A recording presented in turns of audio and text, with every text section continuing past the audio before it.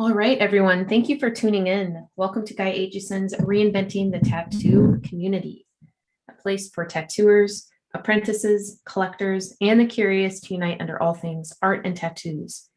We encourage you to join in these live streams, real-world events, where we offer a new option for connecting with each other to better your art, develop your skill set, and be with other like-minded people.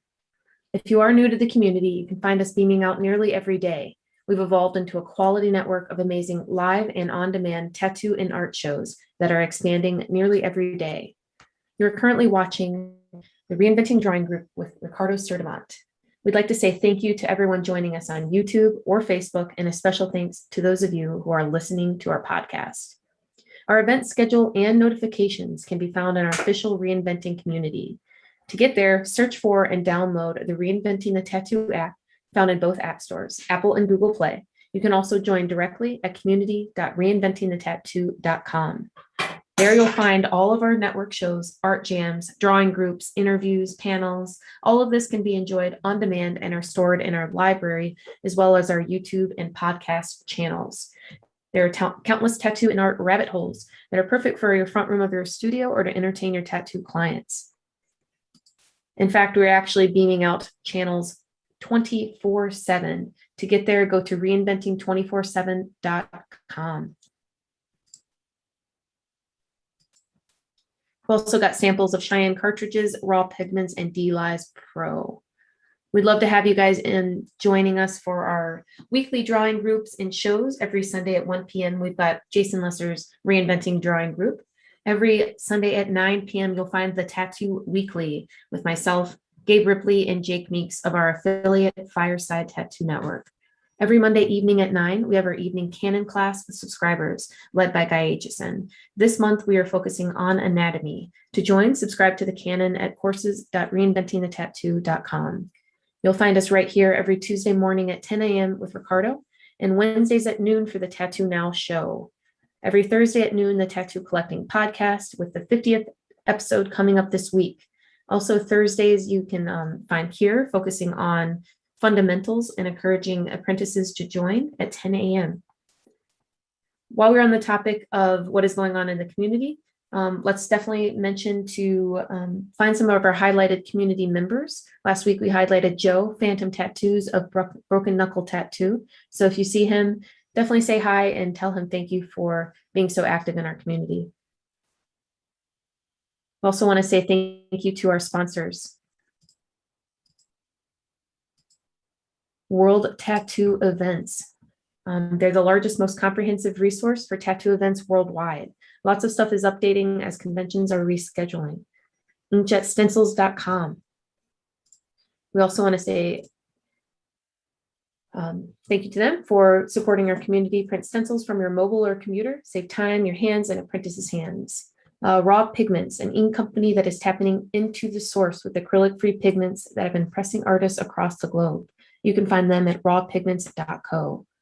DLize Pro, known internationally as Dermalize Pro. Protect your art if you're using saran wrap. Watch some of the videos on their website at dermalizepro.com.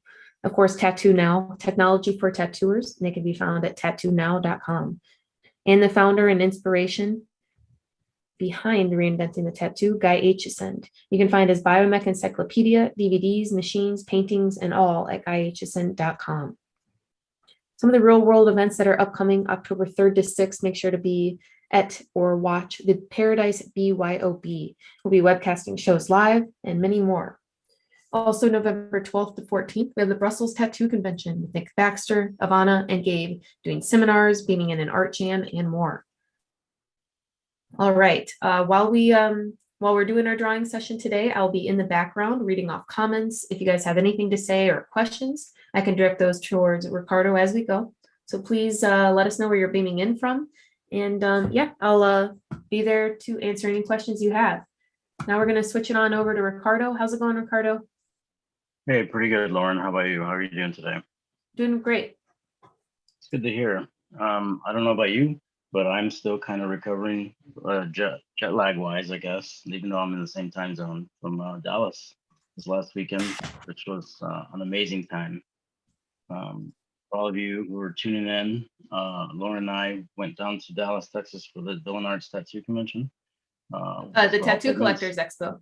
Tattoo Collectors Expo. I apologize. Yeah, I've been messing that up all weekend, haven't I? Holy crap. Anyways, The funny thing was that there's going to be a villain art show next weekend. But if I had my choice, I'm definitely glad that we went where we went. It was a unique yeah, experience for sure. that's what I was going to talk about. I was going to talk about how awesome everybody there was. The art who ran the show was really cool. I had a moment where I was going to be doing a tattoo. I did a tattoo on this kid's back of his calf, and I didn't have a massage table, and it was awesome because I was walking around looking like a lost puppy or something, and he stopped me and asked me if he could help me. So that was pretty cool. And then he went around and asking other artists, if, table and worked. It was a really cool experience. Man. You don't usually see that kind of attention and care for people that are throwing shows like that a lot of times in my experience, and that's been years ago for sure. But so that was fun to be a part of that kind of positivity in that environment. Yeah, I agree. I think Um, it maintained a small show vibe, but there was a lot of people that came, a lot of a lot of competitions and stuff like that. So it was pretty cool, kind of the best of both worlds. yeah, totally. Couldn't agree more. Definitely made it feel small, and the venue was huge. You know what I mean? It was a really nice space. We did use lamps, but man, it was so well lit too. You know what I mean? Like almost didn't even have to have a lamp or anything like that. But man, what a cool place to be. What a cool experience. Being in the raw pigment booth with you guys was incredible. And then meeting, George Lange this week, last weekend was really awesome. And the fact that I got to witness him, like, being tied for best of the day, I think it was on Friday, right? And then, Yep, that one was actually best black and gray. So that wasn't all stuff that was done at the competition. That they had people coming in from literally all over the country to compete. So it was cool. I got to see some work that I've been watching for years. There's an artist named Lefty out of Waco, Texas, and I got to mhm, see his bodysuit in person, and that was extremely impressive. So the fact that George was up there was cool. It was really cool. yeah, that's really cool. Yeah, you're right. And then that kind of a competition, and for him to be like a top three was radical, right? And like you said, man, seeing this work in person, there's a difference. I've said that about like Colorado.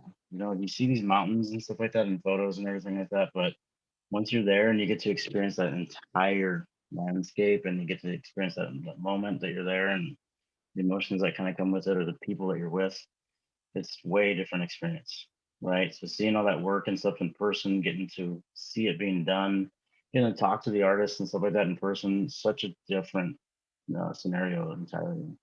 One thing Makes that it I that much more noticed, impacting. yeah, one thing that I noticed was no one can really capture work ethic on Instagram, right? And to see an artist, I know that a lot of us watching or participating are hard workers, but I mean, he came in at the before the show started. We were the last people to leave. He put in 23 hours. He doesn't take smoke breaks. He doesn't, he's very focused. So I think that if that type of mentality would spread like wildfire, we could probably all get a lot more done. I couldn't agree with you more. I was blown away about the fact that like he just sat down and was so focused on that design. And on top of that, I would go up to him and like just kind of pick his brain a little bit about what he was doing, and ask him a couple questions about my design too. Because it's always good to kind of get that constructive criticism and constructive critique from somebody of especially his caliber. You know what I mean? But he was really friendly about all of it still. Like he was so intent. He's so working on that one piece. He didn't have a problem like looking up and saying, "What's up?" And talking to me about it. It was rad. Such a I rad. noticed that he had so much more conversation, and I know that artists across the world are experiencing this as well, but he obviously was using a pretty quiet machine and was able to maintain a conversation with his client, which Yeah, I think was pretty cool because his client was really a good guy, and it was nice to know that they spent those 23 hours together. It wasn't just headphones on doing what he was doing. He made it a full out experience for both of them. yeah, yeah. I did notice that he had one headphone in at one time. You know what I mean? So that was awesome. I think it shows that he's trying to reach that space where he's really focused. He's comfortable in that environment where he's like creating. And I'm going to talk about that a little bit later today. But he was also taking into consideration that he wanted to be able to be participant in that moment with the client and stuff too. And it was accomplished. And you're right, man. That guy was such a rad dude. Uh, Everybody, he even had another client fly in from up north, up northeast, I think Massachusetts, and he was a cool guy too. All like we all have these different perspectives, these different experiences and stuff like that. And then to be able to get together and talk about the points of interest that have, or the points and moments in our time that have created who we are, and all of us be together and have a conversation, sit down and eat together, talk about the designs that are on our bodies and stuff like that. Man, so fucking rad. Dude, I just can't get over it. It was That's the thing, definitely like, invigorating. yeah, connecting with your client on another level. I mean, Mhm, I heard it from Robbie Latos maybe 6 or 7, maybe 8 years ago, mhm. of when he started, his goal was to establish 20 clients and really establish those clients. And from there, with those relationships, he had an entire career. That's that's very, very cool, man. I think that points out a lot of different things. A lot of times people are just, I have to tattoo as many people as I can, I have to make as many points of sales that I can. If you have a handful of really dedicated people that find similar interests in you, and I'm not going to say that you should be around people that feel exactly the way that you do about everything, because if that's the case, then it'd be a boring life. You wouldn't grow at all. This weekend finally meeting you in person, Lauren, hanging out with you, having these conversations and how we relate to, our experiences and what they've developed and our insight and our perception and stuff like that. It's really cool. And then I think it was awesome to realize that we all still had differences of opinions and certain facts of our daily lives that are outside of art and stuff like that, but we were still able to like sit down and have a meal together and talk about it too. But I think that's a really cool thing that guy said about having 20 solid people, and then those solid people most likely have the similar kind of friends, like what I was just saying about you and I and everybody else that was at the booth, and a lot of people that we met at the convention this last weekend. They talk to everybody else that they know, so most likely they have the same kind of interests, they have the same kind of friends, and you just kind of keep that momentum going, this positive kind of momentum. We create what it is that we want to see. We create our life in one way or another. And that's a really good way to do it. And that's beneficial to the tattoos you do. It's beneficial to the people that you meet in the process. And I'm gonna have to look him up. If you can send me that, or what was his name again? Yeah, Robbie Latos. I could probably share his work, you guys, because his black and gray is phenomenal. Let me Yeah, pull up his let's page check for it you. out. Yeah, awesome. That'd be great. Yeah, that sounds so sweet, man. We'll have to pull up George's stuff too. Sure. I just got a text. Um, Somebody's asking if there's any class today.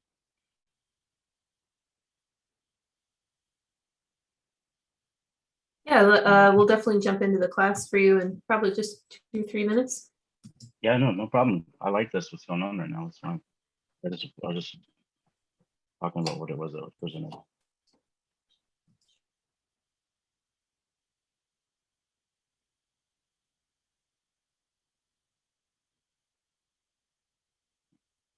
Yeah, one of the other things that I was going to talk about this Tuesday morning as well was um,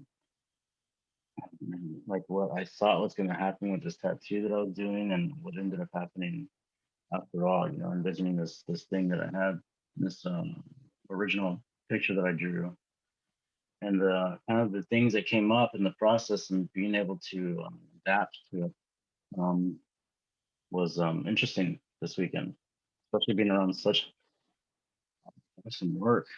You know what I mean? I don't feel like I fell short. I feel like that there were some circumstances that kind of fell into play. One of them was this bright, colorful work that I wanted to do. Wow, look at that.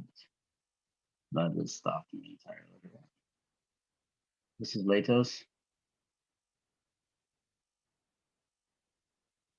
Look. He's Oh, out of look at Damascus, Maryland. that. Okay. Man, that is dark.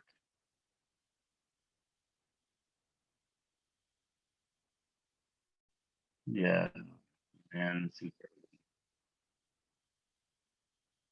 Robbie latest. I wonder if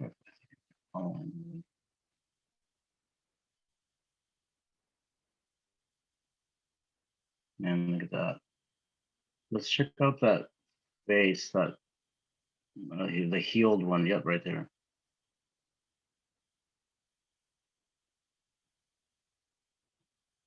That's incredible.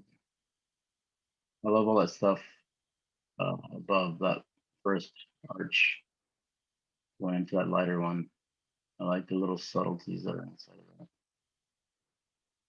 and how well it makes that highlighted area stand out that much more.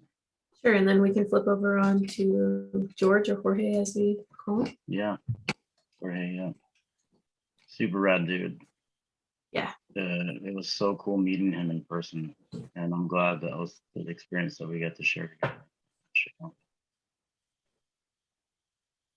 Yeah, the piece here he did on his wife, and it healed beautifully, nice and soft.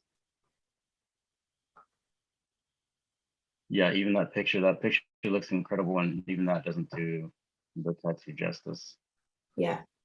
But, yeah, they're both so awesome. You know what I mean? So laid back, so eager to learn. You know, English is their second language, or probably third, I think they said, because they know some Spanish too. So it was so rad. Yeah, there they are. There's all three of them. His daughter was an adorable little kid too. You know, Lauren, you had talked about that, how hard it is to travel, being a tattoo artist and having a young family and everything like that. I think we had talked about the way that they handled it was, you know, inspiring and motivating. You know, making sure that was an important part of where they were and what they were doing, and like the intent behind that creation, the intent behind that drive, that work drive that he was showing too. You know. Yeah, I liked it. yeah, that was cool. I think that mindset is incredibly important. And if you have a lot of people have relationship issues when they travel, I'm sure. And just knowing that you're both there on a team for the same common goal is really impactful. Yeah, yeah, for sure. It helps out in a lot of different venues. You know, when you have less drama going on in the background, the more you're able to focus in on the important parts of why you're even there in the first place, right? And we create that for ourselves all the time. So like what it is that you decide to do, how it is you decide to approach it. Some of it comes naturally to us, I think, but it's all still work, right? Like some of us have different circumstances that present itself. Yeah, I liked it, man. They were really cool. She was so nice. She's actually the one that kind of helped me get that tattoo going that day on Saturday too. So that was the itch number. Really cool. Um, and then let's see what else. Yeah, and then we also got to I got to participate in the Tattoo Weekly show that Lauren is a part of with Greg and Jake Meeks, and that was really exciting too. It was really exciting because we were like tearing down and stuff like that while we were doing it and everything too. It was pandemonium for a second, but we got through it, and I thought it was a great time to interview the clients that you brought up that came down for Jorge, and it was really awesome to hear what their intent behind it was, like the reason that they were getting a tattoo or what it was they got tattooed on them, and then like that joy that they had, that Chris had for winning that award with them. It's really fun. But yeah, so that's pretty much it. Travels were good, flights were awesome, but not really at the same time. But the fact that we can jump on a plane and get to a place the same day across the country is super rad. So I'm glad to be home, but I'm definitely enjoying traveling and meeting new people and putting myself in an environment where everybody I feel can tattoo circles around me. And it was really cool to kind of be flying back and sitting in the airport waiting for my flight and kind of marinating on these things that happened this weekend, especially watching George and that award. It was endearing. So I look forward to more possibilities like that. I know we'll be traveling overseas, hopefully with all good intention later in the year. And the BYOB is going to be awesome.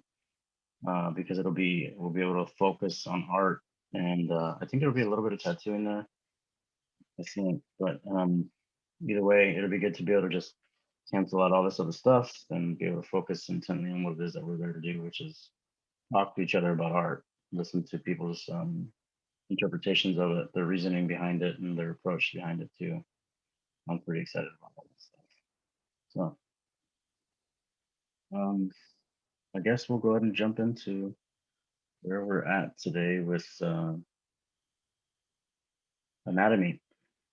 Guy Aitchison last night, I think he did a public show, and there's a lot of really fun things that jumped into the class, like some good artists that jumped in and been helping us with their interpretation of anatomy and the heads and stuff like that. So I think that we'll go ahead and go over some of the same kind of thing, like I had the human head. And I think what I'll do is go and start talking about my approach, the way that I see it. I got some pretty cool subject matter up here that we'll go over. And I think what we'll do is we'll talk about what it is that I perceive, how I perceive it, the reasoning behind it. I like to think of art as it's actually like art is a way of knowing. Art is a way of seeing. You know what I mean? There's actually a book that I have here. Hold on a second.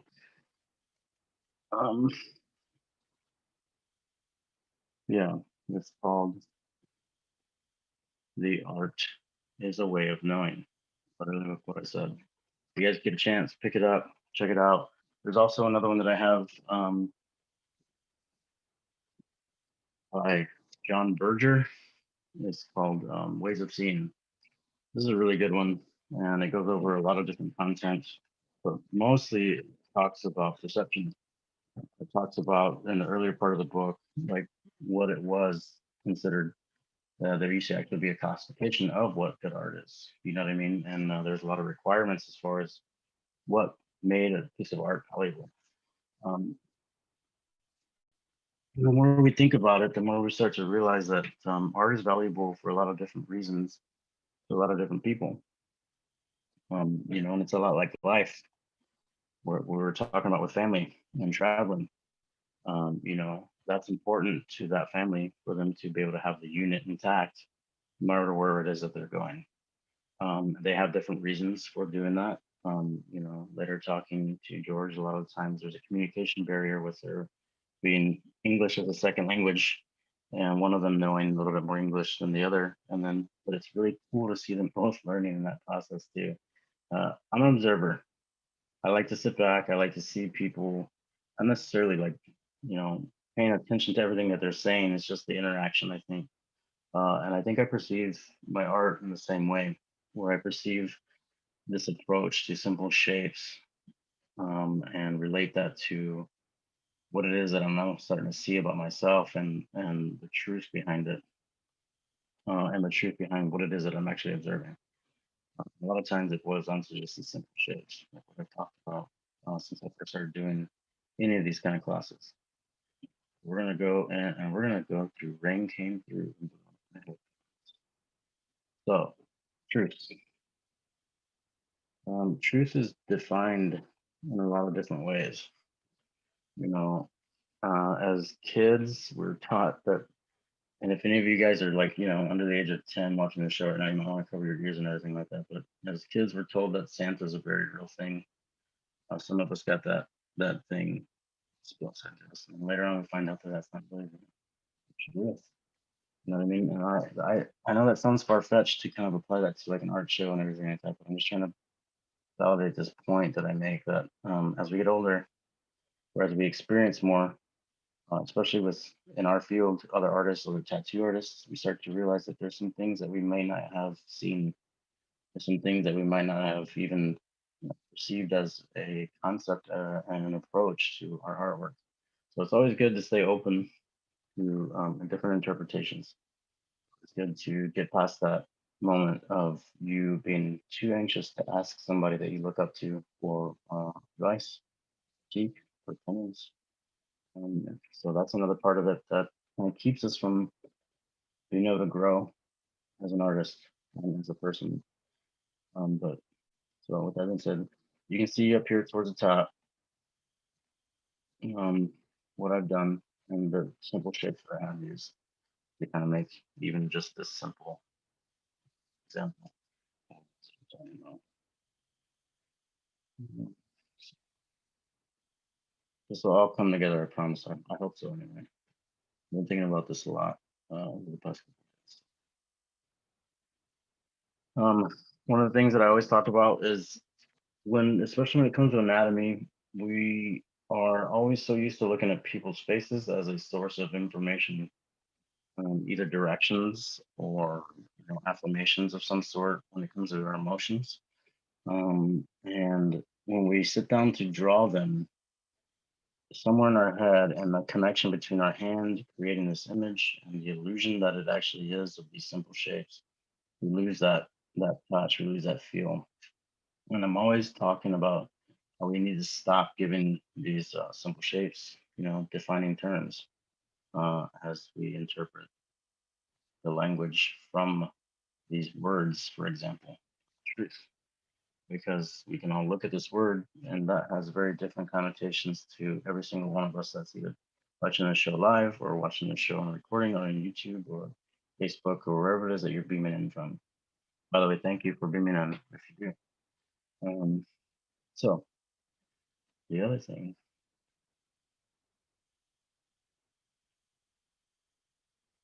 is the mirrored reflection that we have. Right. I feel like this is all of a sudden like a slideshow. Holy crap, I didn't even realize it. But we have these mirrored reflections of our truth. And what I mean by that is that each one of us, every time we encounter each other, there's going to be a part of ourselves that we feel is inside of this description of whatever it is that somebody's saying to you. That's because it's the case. Uh, you have to kind of like listen to that part of ourselves that we don't might not pay attention to for whatever reason it is.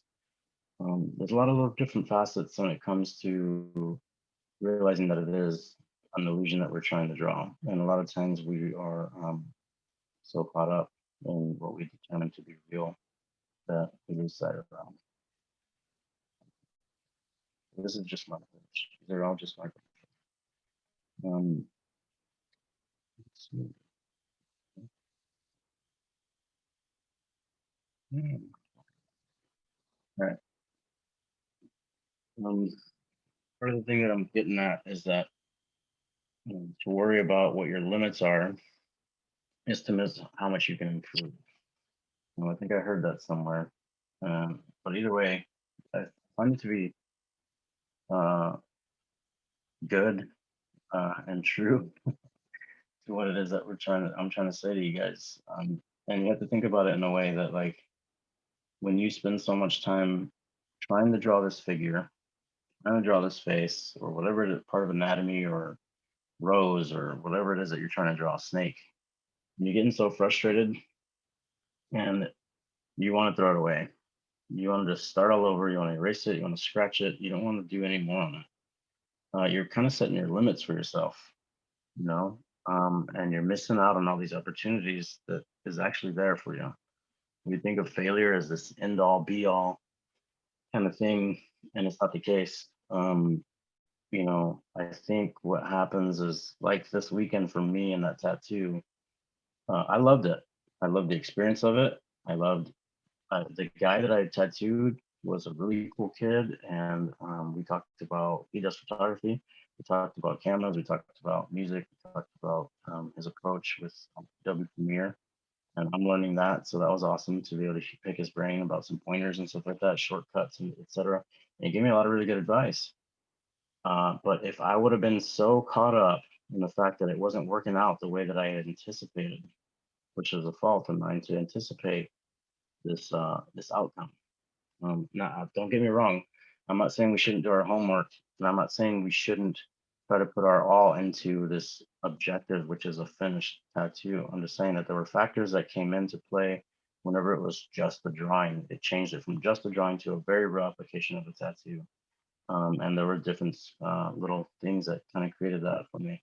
But if I would have just been so frustrated or emotional or like tied into the idea that this is not as good as I wanted it to be, and that's all there is to it, then I wouldn't have had any of those other opportunities to be able to communicate with him. I would have been so wrapped up in myself, in my head, that I would have missed all these possibilities. Even talking with Jorge about what it was that was happening with the tattoo, or pick his brain about what did he think about certain parts of it, which he saw some things in it that I wouldn't have even thought of to pay attention to. So that was killer.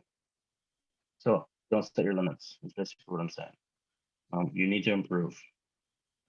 We always battle this disappointment, this expectation of ourselves. Stop looking at it that way. Like I said, the eyes in this word truth, you know what I mean? We have to see through the fact is that it's only true if we make it that we make it true. One of the things, the people that kind of point that out is our old buddy Albert Einstein. And his quote is, the most important decision any human being has to make is whether they live in a friendly or a hostile universe. So this is kind of what I'm saying. You know, when we choose, when we decide that this is the world that we live in, that everything is falling apart, that it's all like, I can't draw this picture, right? I'm not going to be able to do this face. I can't do the hands. I might as well just give up. That's it. You've given into the fact that this is your reality, that that is your truth. And guess what? It becomes very fucking real for you. And you set yourself, you set your limit. And the fact is that technically one or the other of those isn't really that true, because it's still a perception. That's the irony of it. But once you make the decision, like I wrote here, that's what becomes your truth. Well, there you go. That's the way I feel kind of about these things. And like I'm saying, these are just my approaches to my art and what I come to realize as part of my creativity, I guess, my imagination, and then the way that I relate it to my real life, and I say my real life meaning as in outside of my art, but that also influences my art though. All of our moments that have collected up to this point are what make our reality real, and the way that we interpret them. And so I like to kind of use those as the influence in my artwork in my life, just like a little melding of the two, because we have to perceive these things as illusions. We have to perceive these things as we're trying to create this dimensional object on a 2D surface, and we are basically using contour, light and shadow. You know what I mean? Things that we create with our hands in order to make this believable, and we are actually convincing a person to believe that it is what they're actually looking at. So, yeah, with all that being said, today is the day. And I say that to a lot of people, and I've heard it. I think it's an old either Greek or Roman saying or something, or some Stoic philosopher said it. I have to look it up. But today's the day. That means that you have to treat each moment, each day, like this is going to be the last one. So if we're going to be all bent out of shape and pissed or mad or upset with ourselves, and we're going to allow that to affect the way that we act and the way that we perceive things, we're going to perceive it through that filter. That would suck for that to be the last one. So let's have fun and embrace those moments that suck and try to figure out what it is that is making us feel that way. And because a lot of times it's just an expectation and a limitation and your perceived reality. So that's it. That's all I really have to say about that today. And the reason I'm saying a lot of this stuff is because we're going to be focusing on the head today. And I know Guy Aitchison did some stuff last night. I was kind of late to the show. So I apologize if I'm covering some of the same things that he's saying or being contrary to it, because I definitely don't want to be that in this instance. So, yeah, we'll go through this with a little more honesty today and just kind of tell you that I was late to the show last night. So here we have what here Franklin actually introduced me to this sorrow head. I had no idea it was created. We were talking one night about shapes and the geometry that go into these images that we perceive. And they're like, oh, you ever heard of the SR? I was like, wait, what? I should pull it up, and here it is. So you can see all the information's right here, but I'll read over it with you guys. The original planes of the head, as well as subsequent heads and planes of the body, was designed and developed by John Asaro. He's an artist. John was raised in Southern California, where he attended Art Center College of Design in Pasadena. He also attended the Art Students League in New York City. Very incredible places for art. Okay. No, I'm sorry. Here you go. I knew about the fall. That happening. All right. So who is John Asaro? John Asaro is known for his colorful and light-filled paintings of the female figure.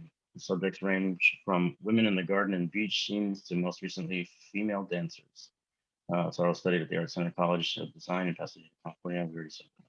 So, anyways, you can see the overall finished image, one of the examples of his paintings, and you can also see his general approach to that rendered image that we see. We see immediately, and the simple viewer sees a man with his assumed child or a child reading a book on a beach. It looks pretty chill. Even the colors that he used kind of invoke this feeling of warm kind of moment, right? I really dig that. And this is exactly what it is that I'm trying to get us to understand, is that underneath this image that invokes this emotions. And that's the other reason that I say a lot of this, like, I don't know, these other perceptions that I have as far as basing it on trying to make myself a better person, trying to make the people around me feel a little bit better about themselves, listening a little bit more intently, all these positive affirmation things and crap like that. I say them how it applies to myself and my art because of this. This is the reasoning behind it. Because the top portion is this head. We have this simple head, but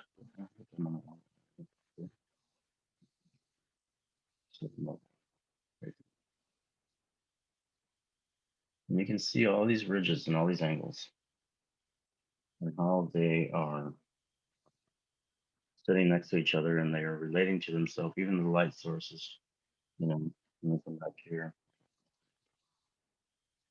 And it's that. And this is the way that I draw. I draw with the idea of the light source already. And I just place simple chunk kind of shapes in order to help implement the idea of a light source. It saves me a lot of time. It's the way that I understand whenever I look at things. And I will talk about it a little bit later and I'll show you the method again. And it's not anything new. I feel, in my opinion, that us as artists, that outside of our voice and the way that we convey these emotions and paintings and drawings, outside of that, a lot of these methods have been done forever. And either we know them and they're recorded or they haven't been. And I feel like we tap into the stream of, like, you're also introduced me to the book, The Way of Art. And the author talks about this stream of consciousness that we tap into. And I couldn't agree more. Like, there's this flowing river of moments and collected knowledge that has been here before us. And we just kind of, inspiration comes from it, you know? Stephen King talks about that in one of his books. I don't know how I create these characters. I don't know how I make them. I just know that they come to me with the wind, and however you want to interpret it, however you want to convey it and explain it, whatever it is, it's all there. So real quick, I'll show you. So just an example of that actually. So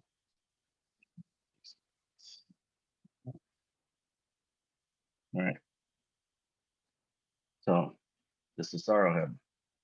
What happens is when we start to blur our eye at it,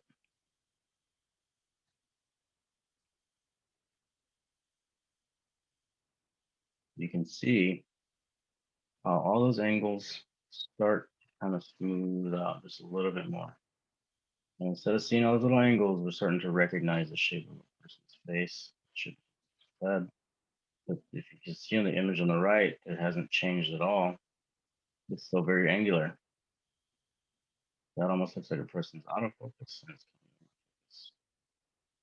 So it's still all those simple shapes, all those simple different relations of angles and priority and relationship in the space that they consume, the space that they exist, with the light being the creating factor and the shadow involved with that light is what makes that face recognizable in the face, because it's just simple shapes.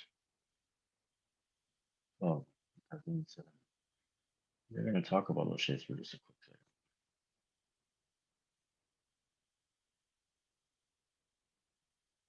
We'll pull over here about south, where a child can see a square. Now we're going to go over here. We're going to find a triangle. Now a child can look at a triangle. You have, we already think of as either an arrow up, but if we find another shape here, think a little rectangle, that rectangle becomes something that's recognized to somebody for a small door. And we're always trying to relate these shapes to our perceived reality. So we use what we know, we use what we've been taught, we use what we've come to understand as that method to create it, to convey our so say our expression, our expression as far as the relationship of where we exist and how we relate to that. I think I drew on the same layer. We were just joking about that last night in guys' class as well. We did this screaming guy, I think is what we called it. We ended up calling him. We were trying to figure out what it was that he was mad about, and I think we all had some pretty fun assumptions of what it could be. Like to title this caption. I think one of mine was drew on the same layer. There it was. I almost became the screen. I'm not going to do that today. I'm deciding not to. Anyways, yeah, so the Cesaro head is a really good example. A lot of people have started implementing it.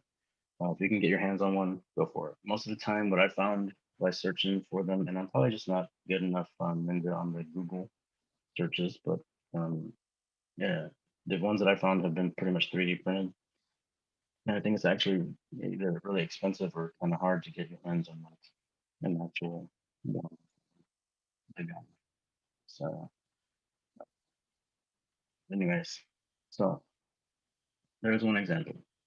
We're going to be focused on two female heads today. And I think what we'll do is here in a little bit, we'll have everybody jump in and we'll go ahead and start some drawing and stuff like that and kind of pick your brains about where you're at as far as like what you thought this interpretation, my interpretation, and we'll kind of go from there and see if you guys have anything to add to it too, because I'm always interested and I'm even more interested in things that might be contrary to what it is that I'm saying. So like if there's something that you know from a formal education, especially, I'd like to find out. Point them out to me. I'm not saying that what I'm doing is the end all be all. I'm just saying it's one approach that could help make this a little bit easier for us. 'Cause I know it's made it a little bit easier. It also allows you to become a little bit faster at what it is that you're doing. Again, so even some of these tricky angles, like looking up, there's a lot of foreshortening that happens in these recognized shapes and everything like that. But again, what we're gonna do is we're gonna start blurring our eyes at it. And I love this tool because like it actually shows you what it is that you're trying to look whenever I say you want to eyes at a subject and try to start defining those simple kind of approaches to it.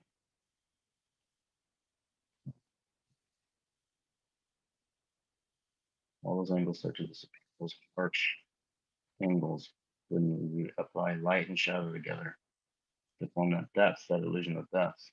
You can see that the head starts to kind of become smoother.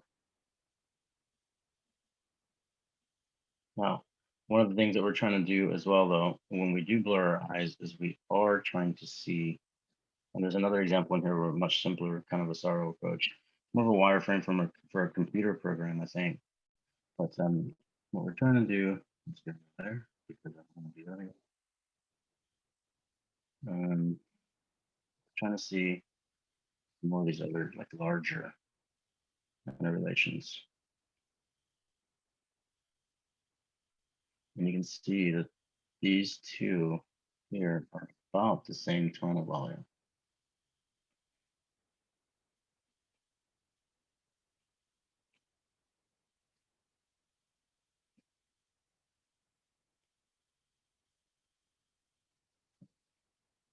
Might be a small amount of differentiation between those tonal values, like as far as the gaps in between each one of these, as far as bridges that go to the next step. Almost, but generally speaking, and as far as trying to get as much information in as you can when you're looking at live subject matter or just even reference, you want to try to break it down to as many simple things as you can. And one of them for me is these three different tones, just three separate little tones.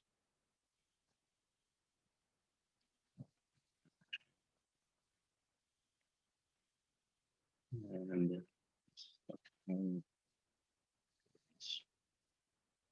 again, like I said, simpler.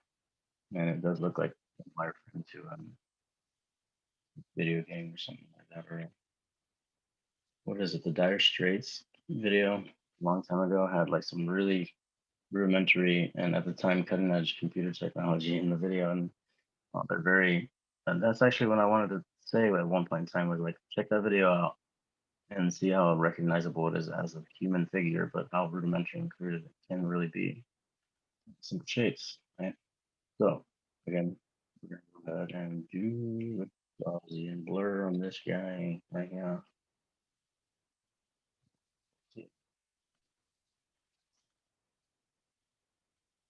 Go again.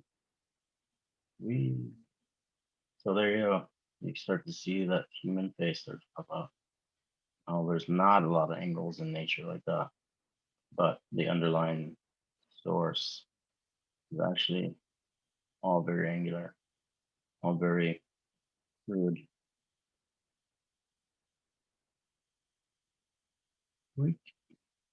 That's fun. So these are some of the things that we're gonna do using the flat brush and stuff like that today. We're gonna go into.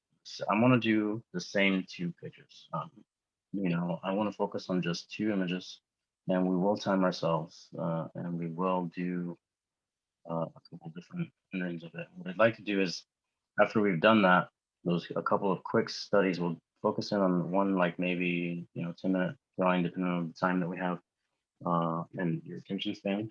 But what I'd like to do is last week I implemented this method that I do where I draw a picture and I try to pay attention to these simple shapes like we were talking about. Um, and all these simple shapes and their relation to each other and as far as placement.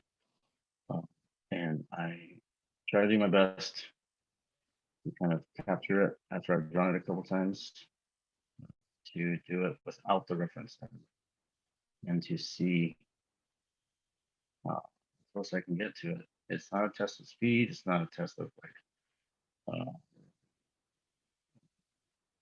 loading or anything like that. It's actually just trying to get me a little bit more acclimated into recognizing the placement of all these shapes. I will do the best I can to do it without the reference after I've drawn it a couple times to see if I can really get to it. And we did it last week with the still life. Today we'll do it with these photos. Turn them off.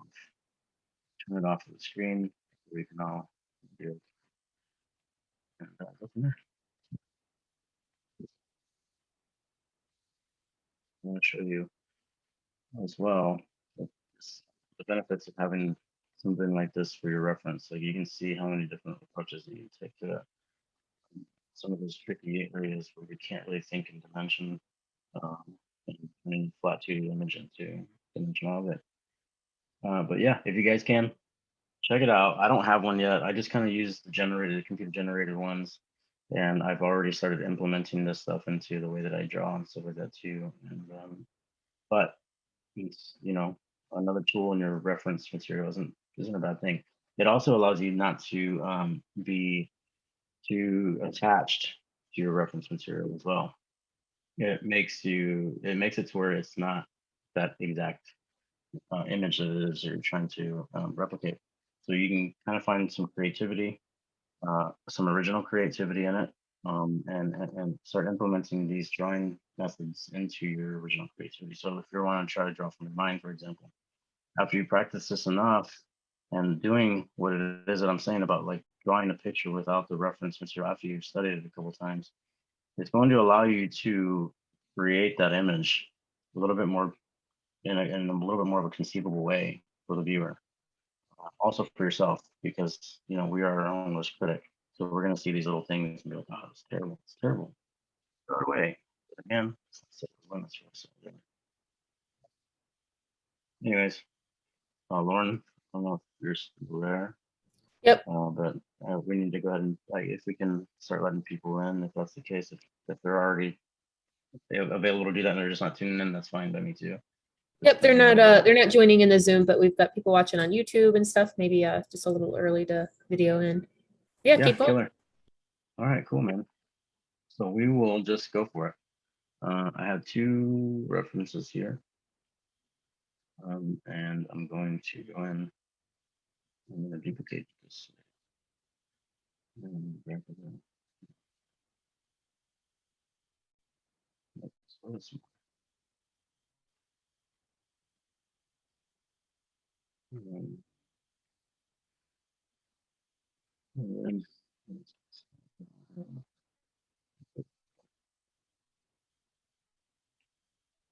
So again, I'm going to take one of them. Yeah, we're gonna do the learn this too. All right, Ricardo, I just want to clarify. I had the link named previous episode, but the link was there. So if you click that same link, it's updated now. Anybody watching, let's have you zoom in and show us what you're working on. Yeah, you guys jump on in, no problem. So here you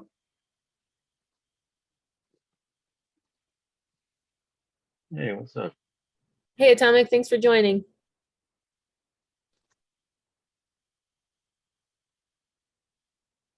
Yeah, thanks for joining, man. It's always fun to have everybody in here.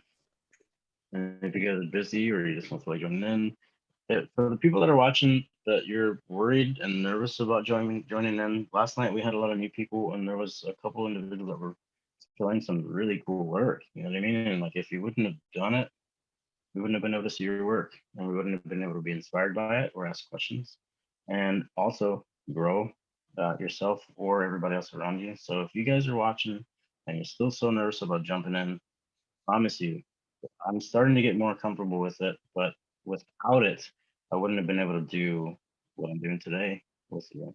You know what I mean? And it's been awesome for me. Love it. Can't get enough of it anymore. I do want to add too that Sandy has been working on a how to zoom in video for anyone who's nervous like that, who doesn't know. You can definitely do it from your phone, a laptop, tablet. There's a lot of versatility there and it's pretty easy. You can also join in and just show your work. You don't have to show your face or anything and do like just a view of what you're working on. So there's a lot of different ways to be involved. Yeah, you can definitely just do a screen share like what I'm doing with my iPad right now. The only reason that you see me is because I have a separate device that I'm zooming in on. So I'm zooming in on both devices, and I had to learn this the hard way. Make sure to mute your audio and stuff like that from one of the other devices, or else you get a lot of feedback, a lot of echo, and a lot of delayed time kind of feed. So yeah, jump on in, even if it's just your pictures, even if you just want to watch you draw, and you can just hear your voice and stuff like that. You know what I mean? It's great. Come on in. Don't be afraid. All right. So let's go ahead and do this in color today. I'm gonna what I see is some of the three values that I'm going to pick from. I want them to be dark, mid-tone. So we're going to go over here and we're going to pick a mid-tone. That's a little too close. Let's go a little bit lighter. There we go. Yeah. And we'll go in for some of the highlighted areas. I don't want them to be so light that you can't really see it on the screen. That's one of the things Jason Leeser actually talks about this quite a bit. Is like sometimes it's good to go in and do a value, a light value on the background. I can't get on this because I'm too light still.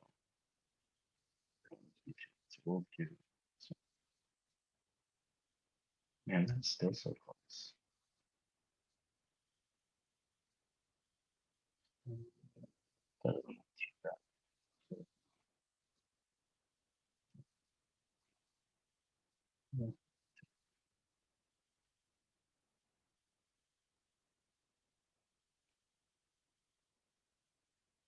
No, I don't even know what that noise is, but the noise is.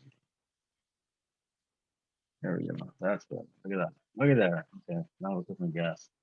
All right. It depends on how you want to do this. You know, we can focus in on the silhouette, but we're gonna try to go with that Asaro head. That's good. And we're going to use, like I said, I always go with flat brush. There's a lot of different, you know, bots brushes that I've had up here, and that's fun. It's fun for, and it has its purpose whenever you have its purpose. But there's even some, like I was playing around for a long time with this turpentine. That's pretty good. I like it, but I found that I like the and you can actually get some really good like textures that you would in oil painting whenever you're laying down your base tones. That's fun. It's textured and everything like that, but we're gonna keep it kind of smooth-ish because what I found that I like with this brush, this flat brush, is that there's a lot of little nuanced, unintentional kind of strokes that overlap each other. Makes a lot of depth in the sketch itself, and it's a lot of fun to play around with. And you can kind of blend some of them out if you want to, erase some of them if you want to, or just leave it as is. I would like that rough kind of texture for sketches anyway. It's like a whole nother like kind of finished look to it. It's very natural. Anyways, so what we're gonna do today, focus on this arrowhead method and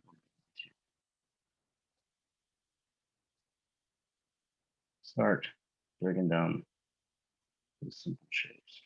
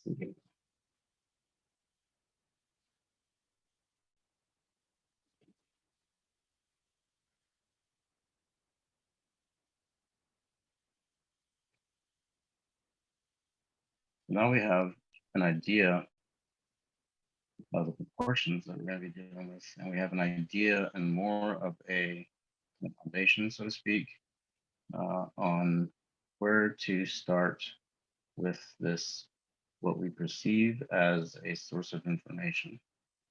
And a lot of times when we look at a head, what we're doing is linking that source of information to our emotions, because there's a lot of times that we think that people do or how they act. The other perceived, their other perception is that we think it affects us, uh, and we are allowed to understand what it is that this person is feeling. It doesn't necessarily mean that we have to perceive it as intentionally affecting us or letting it affect us, because it's their emotions, their feelings. We can do whatever we want. And if you're in a bad mood because of somebody else, you're not really in a bad mood because of them. You got something else going on with you, that affects you, and you're allowing for this. That's my little gist. Oh, there we go. So I'm gonna do. We have the original reference on here. Let's see if we can do this. Let's see if I can. Still with this guy. Let's set a timer real quick for 5 minutes. Thanks for bearing with me on this. Watch. 5. And yeah, I'm gonna focus on this portion. So I'm already listening. It's the biggest shape that I see. I'm gonna base a lot of portions off of this.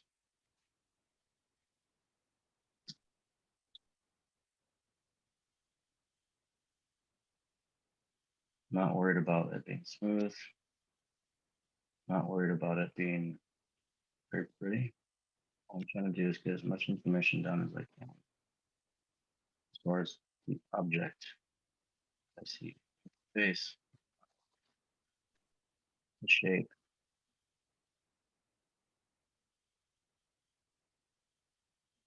And you can see there's not really any one place you have to start at because all we're doing is, for me, I'm starting out with that biggest shape that I just saw when I planned on it. And so I'm going to literally just focus on how they relate to each other.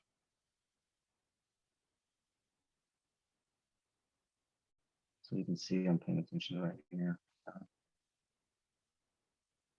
So I'm really just trying to discuss. This is one way to do it. I like to go a little bit messier than this, a little bit loose, but I want to show that we can draw names of relationship.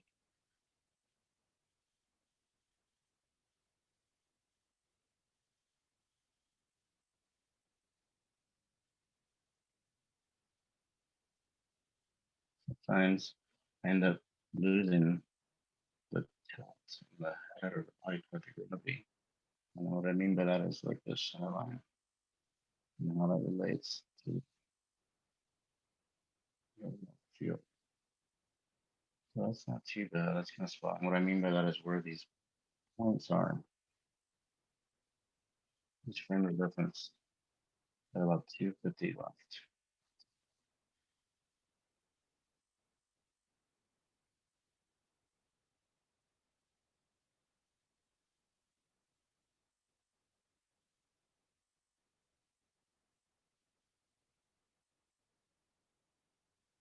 All I'm doing is replicating these angles that I've come to understand as the subject matter. Which today is and that's all I'm doing is putting them in the spatial awareness, like recognizing the relationship to each other. Kind of like I was talking about earlier, the relationship to our life and the way that we reflect it, the way that affects our art, and that affects our common goal, creating. What is it that we're allowing into our life?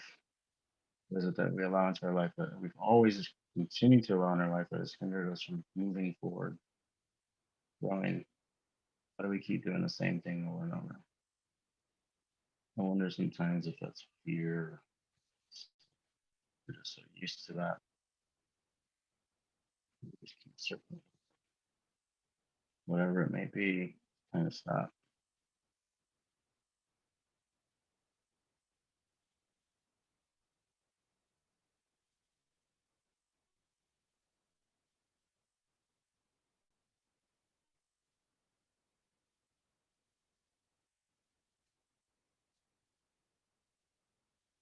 So about a minute 19 left. And you can see I'm going into this pretty carefree. Like I'm trying to just relax into it. And I'm trying to realize that I have this solid foundation, this way of interpreting these shapes that allows us to take it, the information in for what it actually is. And what it actually is for us as an artist is conveying the idea that you're looking at this person. And what we've done is break it down into these essential shapes that are relative to each other that allow us to accomplish that.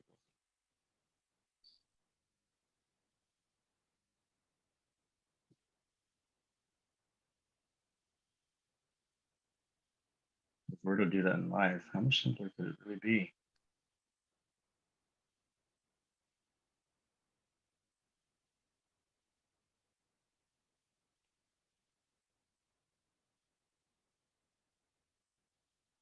This is partly why you see a lot of drawings, courtroom drawings, for example, where they're not allowed to have cameras and such in this kind of a rendering. I get as much of that information done as it can. And all they've done is almost like a caricature. Oh, there goes the alarm. We're going to stop that. So that's 1 5-minute sketch. So we'll keep a record of that. That's the other thing I wanted to talk to you about, and I think I brought this up before, is journaling in your sketchbooks. I always try to, with the iPad, we can pretty much do it, and we don't have to go buy something analog. So I guess is the right way to say it, that we say it these days, but just basically a sketchbook. I like having it. I like having the feel of it. I get a hardback sketchbook and carry around a pencil or like a little, some kind of pencil on the sharpener, and it's easy. But what you want to do is with each drawing, you want to kind of start keeping record in the little corner of it or something like that, especially if it's just a sketch. Keep record of what it was that you're dealing with that day, as far as like what might have influenced you into why you picked the subject matter you did, or what it was that you approached in the drawing that started giving you problems, or what it is that you think you could have done better, or at what point did you feel like you wanted to throw the thing out the fucking window, whatever it is. You know what I mean? The music you heard that day, the smells you had that day, whatever. Just keep a journal of it. It's good to start becoming aware of what it is that you're thinking and why you're thinking it for a later date. And sometimes you can go back and realize that there's some things that you were already on, which I think is the case. We already know the answers. We're always searching for the answers. We already know them. Sometimes we get so caught up in the shit that we don't allow ourselves to see it. So keep your books, keep your notes. So right now we're going to talk real quick. We're going to just jump on. Yeah, Procreate, I usually end up just renaming the layer 5 minutes. There you go. 10 minutes away. Yeah, that's what we'll do, so everybody can see that. We'll go first 5 minutes. Yeah, that way you can keep the notes off on its own, then, right? Is what you're saying, so it doesn't obstruct it. Yeah, okay, good. Okay, gotcha. That's cool. So now we got 2. That's stuff. All right, so we're gonna hide down. Now let's go to this other drawing real fast. We're gonna hide these guys here. We're gonna hide their faces. Yeah, we're gonna pick this one. And this one's already in black and white. But we're gonna play with the curves just a little bit here real fast. I don't know where the curve is. We're gonna make that separation very clear. A little bit more clear just for the purposes of sketching. Because you can see how tonal and how smooth all those little shapes are. If we bump the contrast up a little bit more, take some of the saturation out of it, you can start to see the shapes. Now this happens a lot whenever we're squinting our eyes at things. This is what we're trying to do. This effect, that effect right there. So, okay. All right. Let's take it down just a little bit. And these are just Google grabs. You know what I mean? I just randomly typed in, I think, art model posed female head or something. With guys class, we've been doing some pretty cool stuff. It times you automatically and it'll switch the picture automatically too. And that's really good. But today I want to focus on these 2 because what we're gonna do after a couple more of these drawings real quick is take about 20 minutes depending on where we're at with time. Yeah, we can do a little bit more time than that. And we'll try to do each one after we've drawn it a couple times from our memory and see what we can do. How close We're not looking for exact replication. We're not looking for anything spectacular. We're just looking for the ability to be able to recognize these shapes and how they relate to each other and how we can create these spaces. Um, just yeah, so it's just a little bit closer to accomplishing what it is that we want to do, which is become better artists and better people. All right, so we're gonna render this one.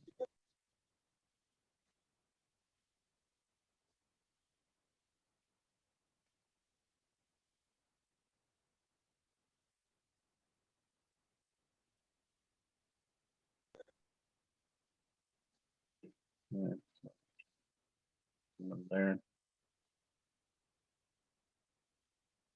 Do the pencil again, and we're gonna go in and start looking at those sorrow angles.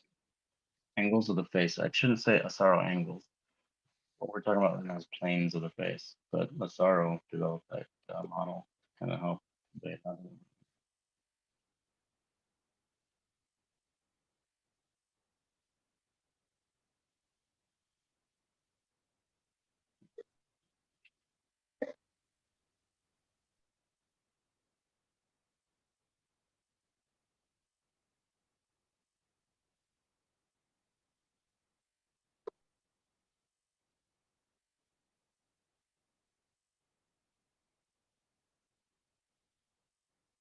we're gonna zoom out because we don't want to get too caught up.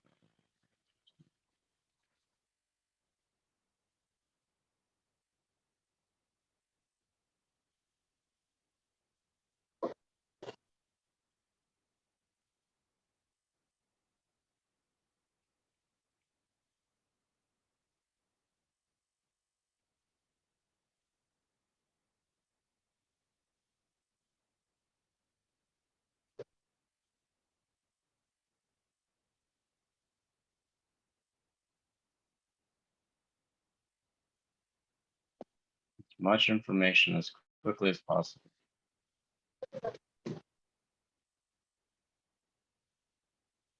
I don't know about you guys, but once I start hearing somebody telling me things, instructions to do, my brain automatically goes to that. You guys ever tune into a station where there's nothing but static? It's like, that's it. That's all you get. And it's unfortunate because I really do want to try to pay attention. But once I get started in those instructions, it's like, bye bye. Fucking sheet comes over my face, is like blank. What? So why don't I start applying this to that kind of idea?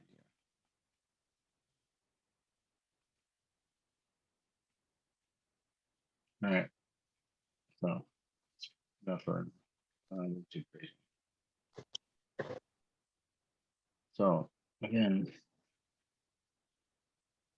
we're to that tones work.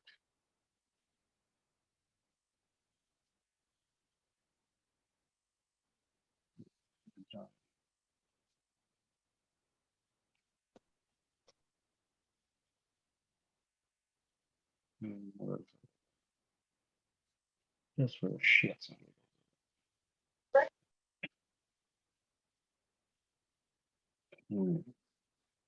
Well, we're gonna set a timer, and you guys let me know if you're ready. You ready? On it. There you go. Nice. The timer started. Turn this on the right layer. All right, let's go to the bedtime first. So again, I'm gonna focus on that basic big shape. For me, it's always that cheek. Normally just that cheek.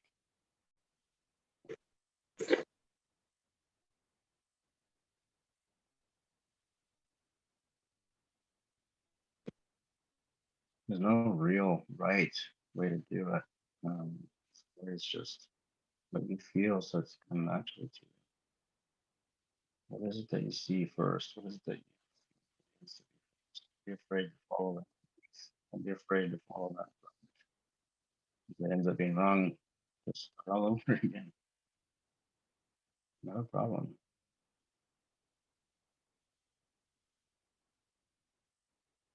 Seem to be getting caught up in all the details.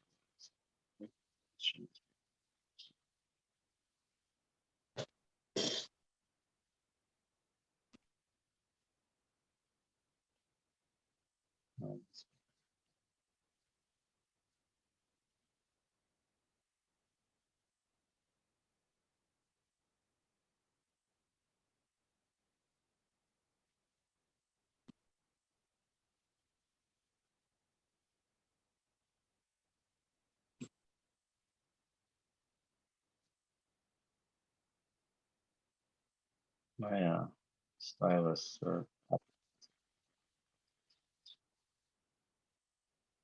errors where it will go to an eraser and all of a sudden I'm erasing a lot of things that I drew. Thank goodness for the double tap button, I suppose.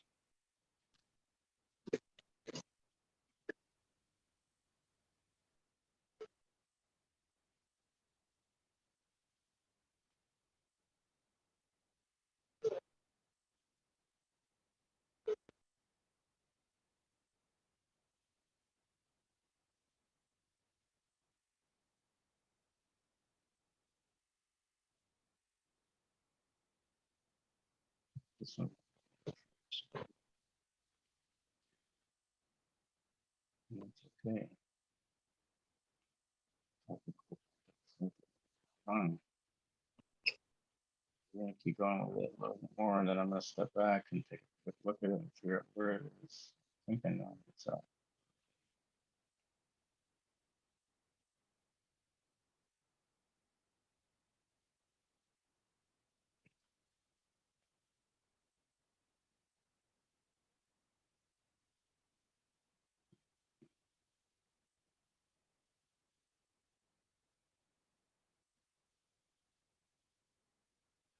Should I-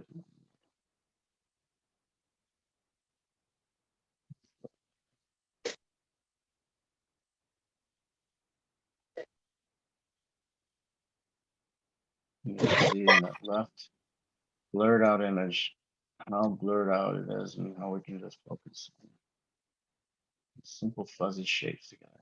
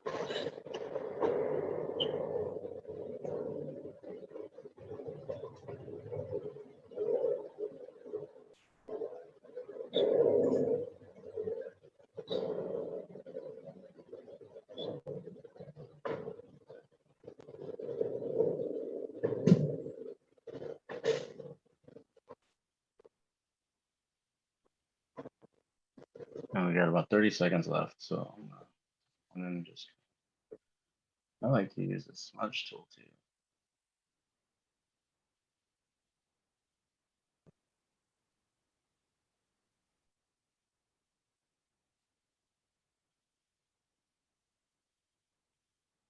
Back and forth, dance between the two.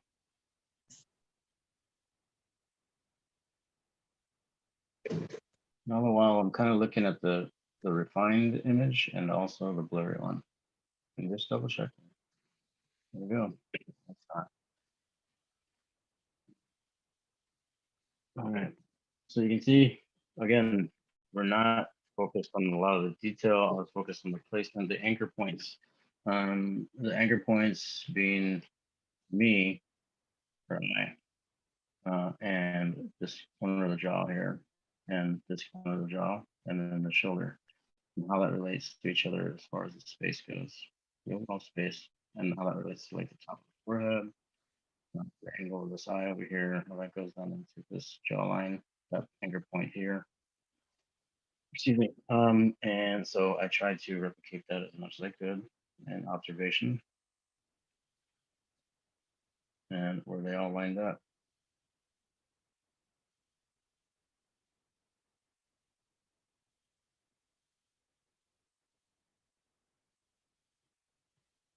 There you go. It also helps, like we talked about last night in guys class, was a lot of us we want to draw so big so quick, but if we shrink it down a little bit, I can see Atomics working on a really small little screen there. Like it's awesome. It helps out a lot. You know what I mean? It helps out a lot whenever we do, whenever we try to kind of just make it simpler and simpler.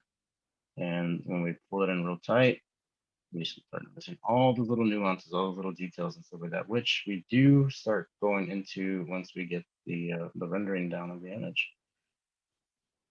once you start nailing the proportions and nailing those angles.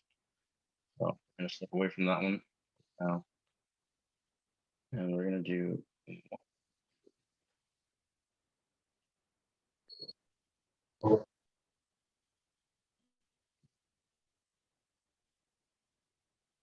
Let's do this in 3 minutes. Save some time. 30, 10, 30. 3 minutes is fine. There.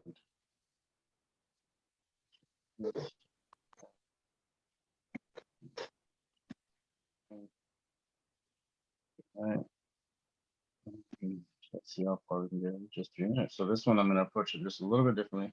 I'm going to show you guys what I like to do is creating the pretty much the base of the drawing as the medium tone for the background of the paper. 15 cents. I hope I said that right. Anyways, we're gonna get started. All right, 3 minutes. Here we go. I like to start with a very big brush. And I'm paying attention to smaller with the brush.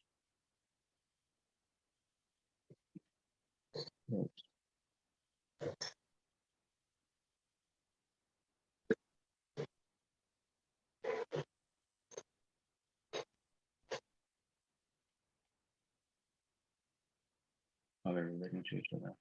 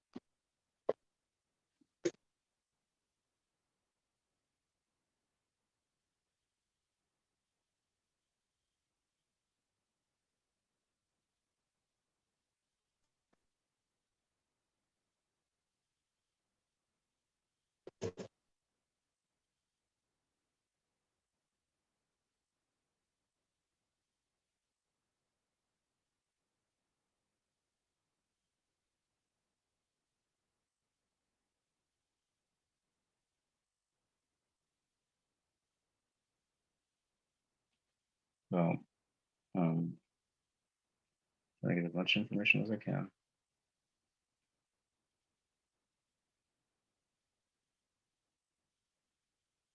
So I'm doing this background the way it is. Shape the face out. Help with what I recognize as her gravity, her center point.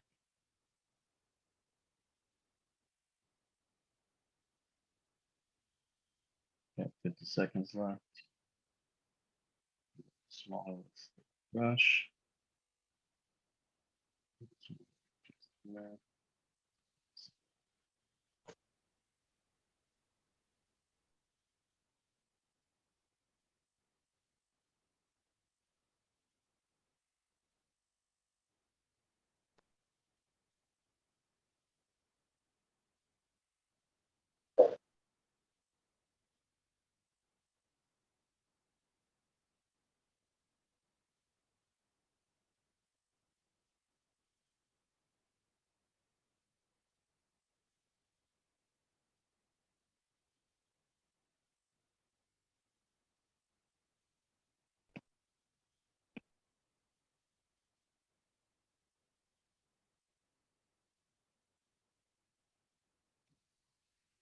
That's it.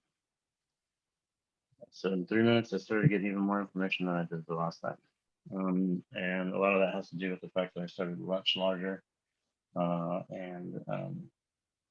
Yeah, I started much larger. I was able to just loosen up a little bit more from the first time that I practiced it.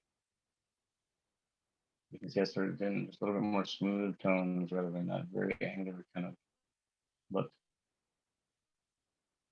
So I took these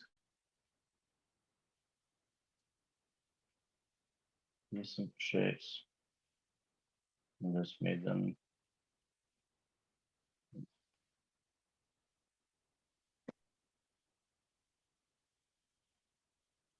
instead of relying on line work and sketching the way we would in drawing or writing an alphabet or writing a letter. we just have done the funnel value using a larger brush. All right, and try one more with her because she gave me some problems. We weren't getting them.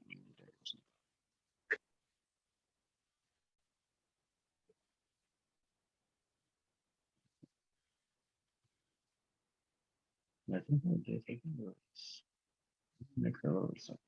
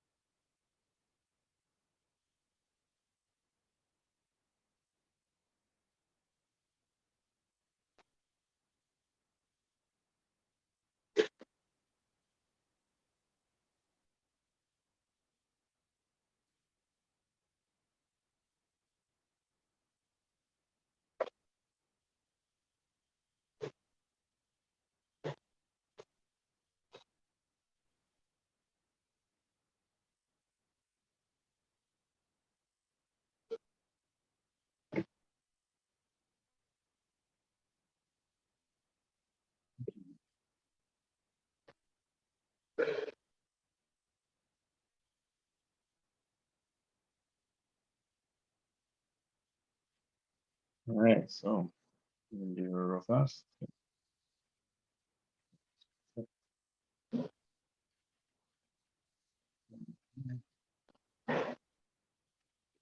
Those 3 minutes. Before.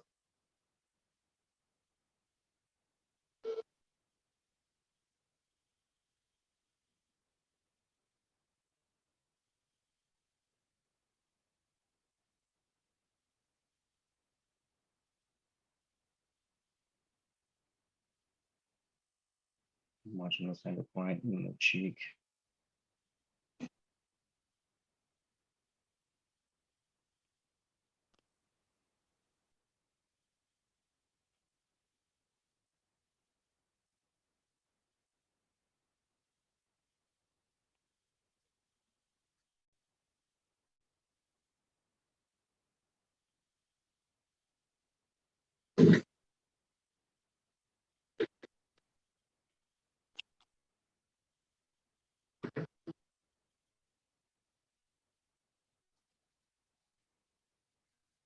I don't know if you guys can hear that, but there's some little kids outside screaming.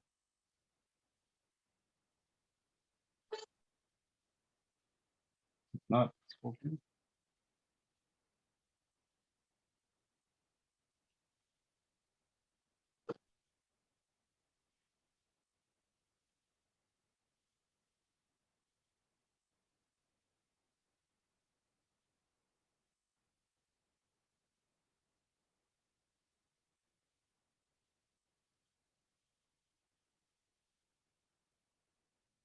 I think it's the angle of the face is going on, so I'm starting to pay attention to the way the angles, the shapes kind of go from the top on the.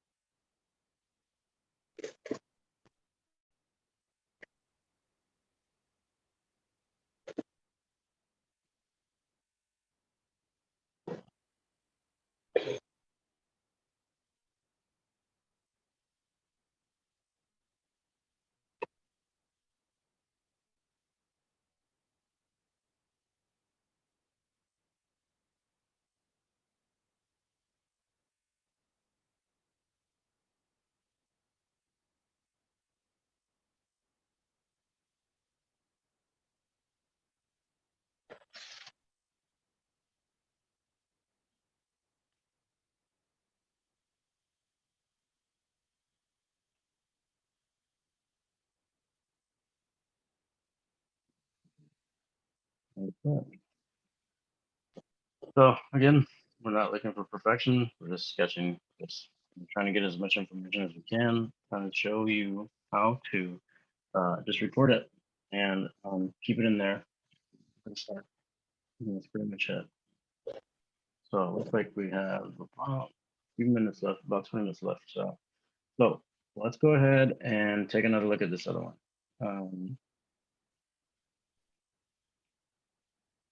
Go ahead.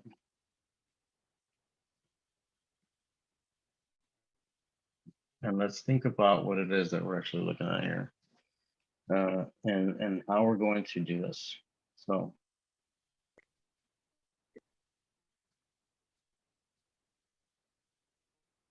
now, when I start doing this thing where I try to like look at an image for a while, sketch it a few times, and then turn away from it, and then try to draw it from memory, all I'm doing is trying to pay attention to those shapes and how they relate to each other. And so like what we're doing is we're gonna start recalling these simple shapes and where they're at from this anchor points, creating these simple observations of geometric shapes.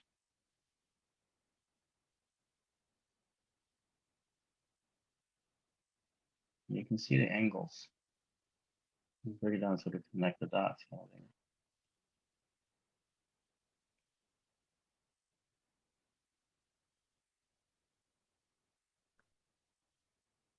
Simplifying it.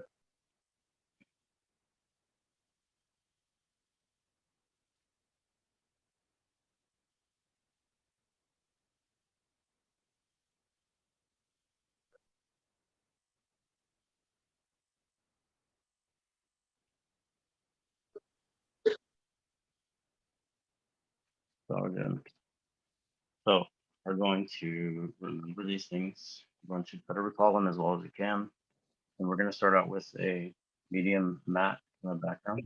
And we're going to do that with color. We'll do it with color too, so we can kind of relate to it and try to recall it.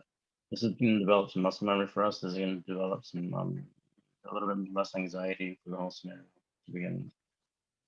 So let's go for it. All right. Take a nice look.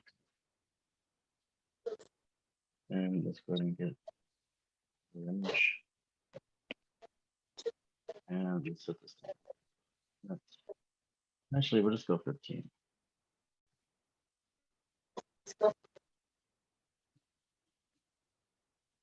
And we get started.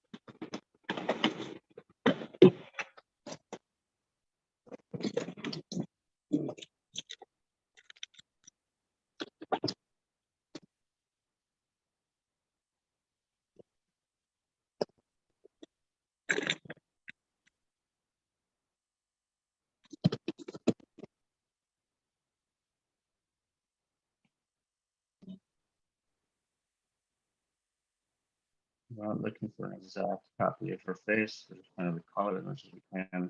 And all we're doing is paying attention to those simple shapes that we've observed twice now, and try to remember them, how they relate to each other, and how do we relate them to each other, and how they fit in order for us to recognize this as a face. We're not trying to show off. We're not trying to be like, oh, look at this skill that I have. This is developing us being able to recognize these shapes for ourselves. Because we can create this out of our own imagination. As long as we know where they all fit together and how they fit together. the other part of it is how they fit together in order to make it look like a female face. There's always very strong kind of angles and stuff like that that you would see normally in man's face, for example, or man face or whatever. So, what it is, which I'm looking at.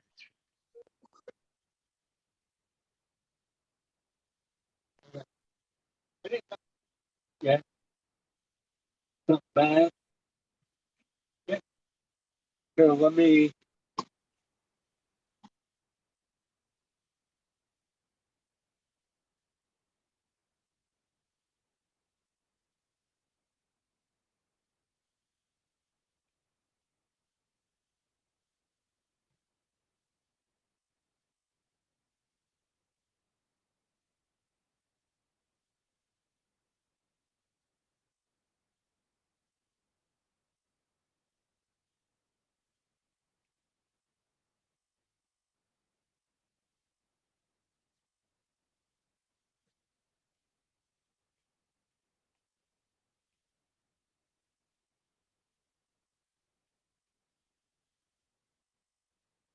Yeah, the smudging tool and kind of softens it.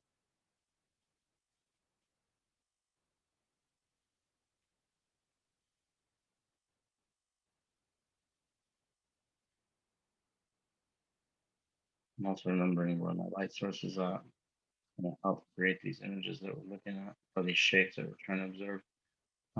Light and shadow, the relationship between the two. That's why we see form. Nothing that has lines. Nature doesn't have line work in it.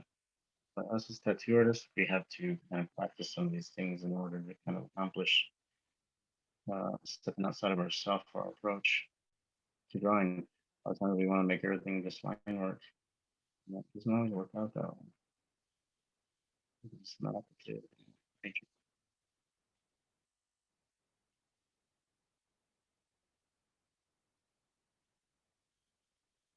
Right now, all I'm doing is I keep going back and forth, but what I'm trying to do is remember to maintain somewhat of the film quality to it, try to, and um, how they recognize, how I recognize themselves, as they're involved with themselves, each other, or for themselves in accordance to each other. Okay, I'm trying to like focus on this and talk at the same time. It's can be kind of difficult. That and I like to ramble. I don't like to. I just tend to. It's funny.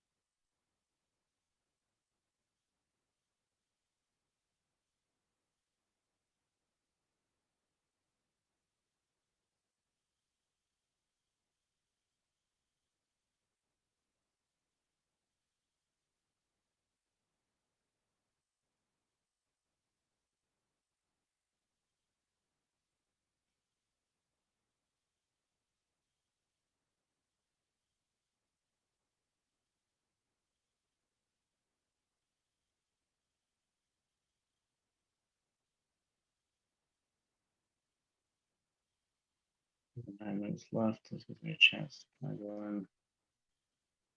Second, some of the observe as the shapes of the eyes. What the expression was. I'm being too worried about how it's smudged out right now. I'm being too worried about anything else other than just the placement of the shapes really. Kind of pay attention as I can. And the way the light affected it.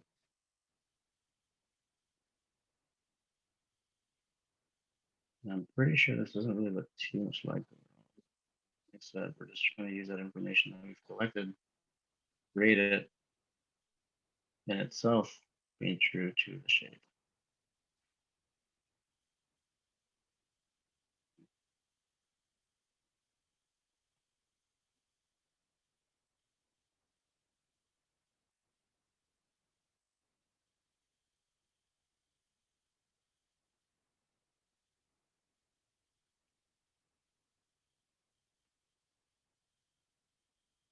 I'm starting to lose buzz. I'm starting to step back. Good enough for myself.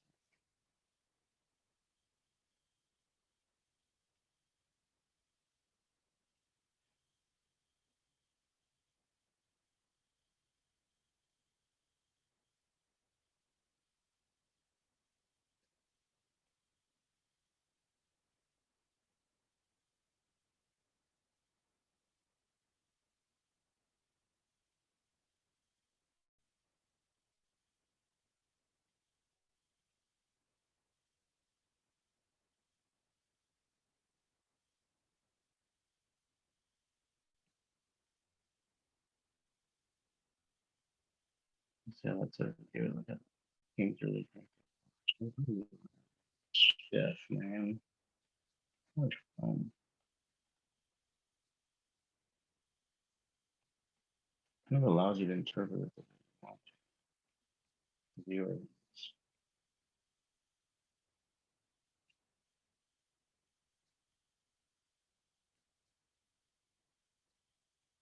Starting to take a little bit more of a shape on its own now. So it's good. Like I said, that's what the important part of this exercise, an exercise like this does for me, is to be able to create a perceived notion of human head. Not an actual human head, but how those shapes all relate to each other. My God, I'm sorry to say now. My attention span is so low.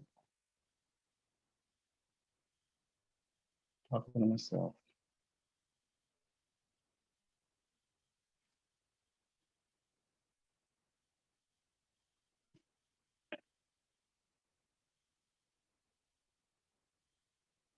I'm a big spinner. Taking rides. Show them what's up. And fun.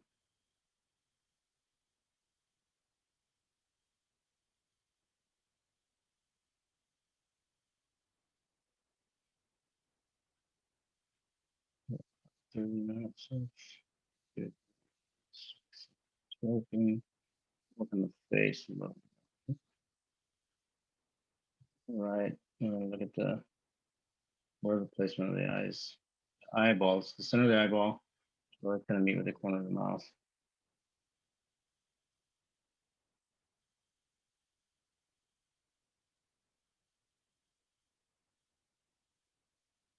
There we go. There we go.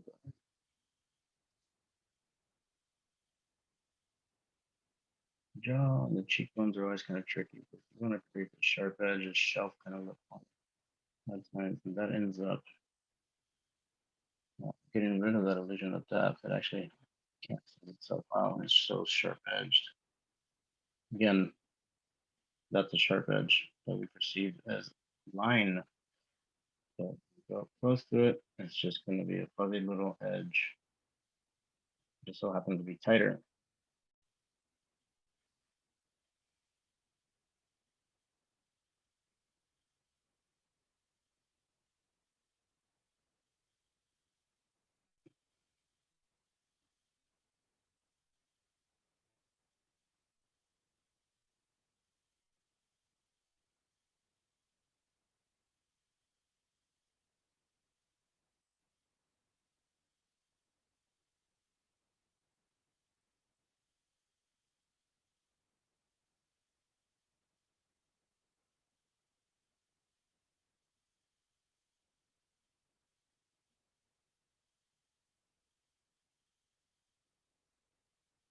This is a good example to use for hair, like these funky kind of shapes. Like a lot of times when we do drawings, we want to focus on each little individual strand, and that's not necessarily wrong, but it draws your attention to those areas way too much.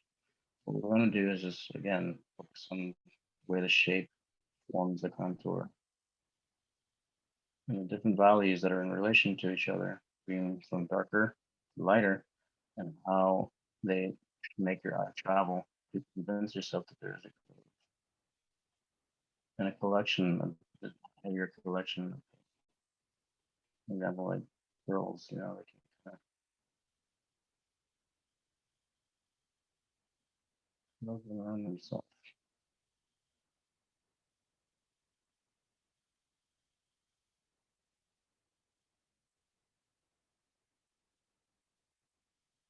I don't think our subject had really hair. Yeah.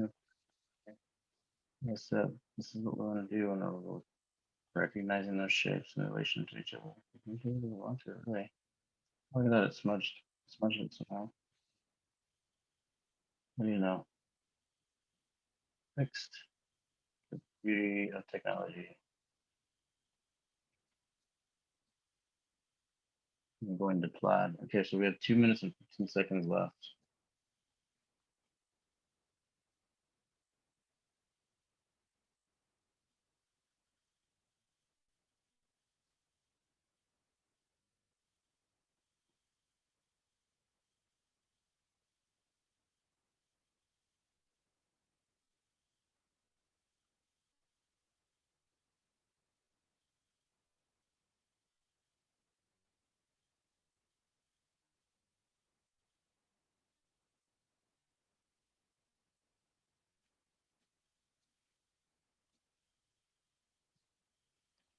This is normally where you start deciding, well, I want to be my focal point. So I'm going to go into the eyes just a little bit. Do this guy.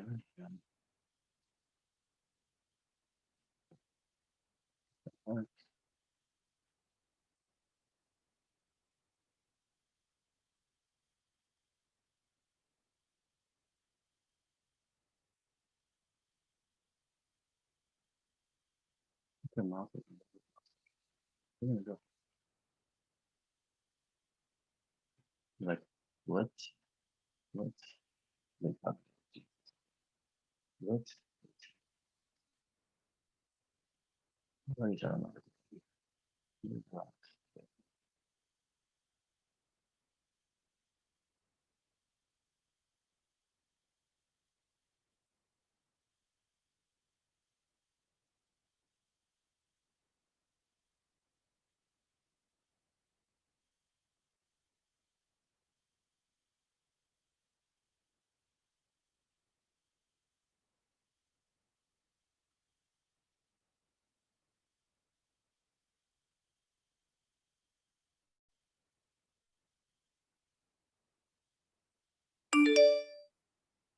Sorry about that. I is too big. I is way too big.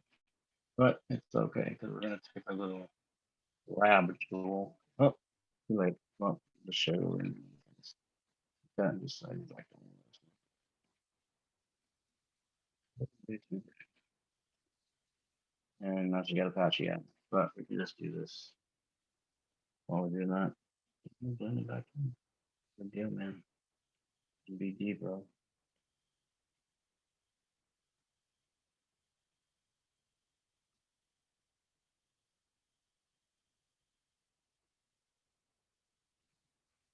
And so let's take a look at this. And then we're, like I said, we're not too worried about the replication of it, but we are concerned with, yeah, look, way off. But what we're doing is we're trying to make it its own image.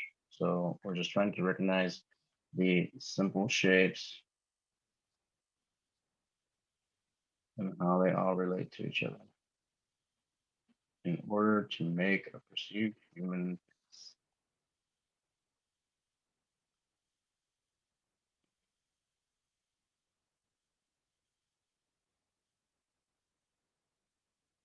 That's it. That's the whole point of that exercise. So that's something, if you guys want to practice it, means go for it. If you do and you want to show me some stuff, send it over my way. I'd love to check it out. I'd love to start up a conversation with you guys. I'd love to hang out with you guys, so to speak, as far as like just sending me messages. Let's talk about some art. Let's talk about just anything you want. I mean, really, I mean, I'm down. I'm hanging out. I like to draw. I like to kick it. Just let me know what's up.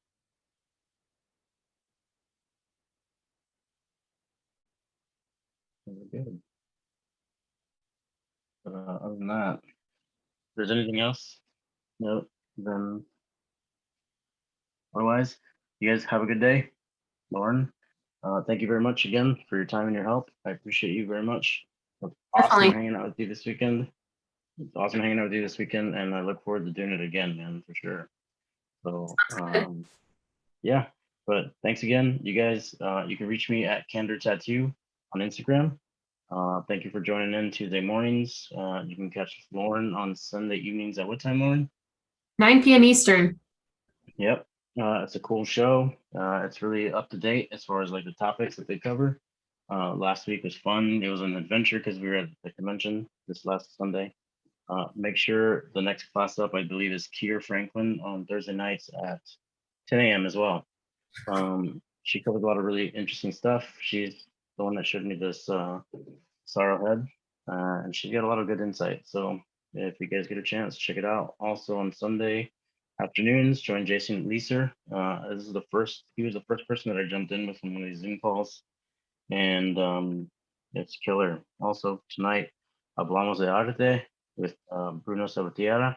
Tonight at what time is that, Lauren? 9 p.m. Eastern. 9 p.m. Eastern. Make sure and check it out. And of course, for subscribers, Guy Aitchison's Monday Night Drawings at 9 p.m. Eastern. Killer. I have learned so much, and I feel like I've advanced with a lot of my approaches just from taking critiques from him. And it's amazing being able to be critiqued by Guy. So for all of you guys watching, thank you so much. I hope this is informative and helpful in some way. And if you don't send me a message, then I'll talk to you later. Take it easy, guys.